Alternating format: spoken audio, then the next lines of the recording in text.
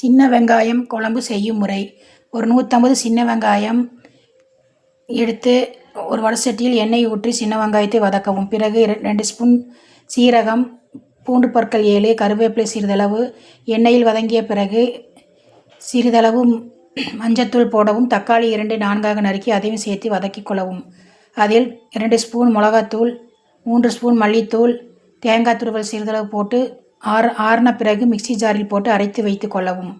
புளி நெல்லிக்காய் சைஸில் ஊற வைத்து புளி கரைசல் எடுத்து வைத்துக் கொள்ளவும். பிறகு ஒரு வடசட்டியில் எண்ணெய் ஊற்றி 2 கடுகு, கருவேப்பிலை, சின்ன வெங்காயம் 100 தொளித்து அதை 2ஆக கட் பண்ணி தாளிக்கிறதுக்கு போட்டு வரமிளகாய் 2 இவை அனைத்தையும் போட்டு வணக்கிய பிறகு அரைத்து வைத்த மசாலாவை சேர்த்து தேவைக்கேற்ப உப்பு, புளி கரைசலை ஊற்றி நன்றாக கொதித்த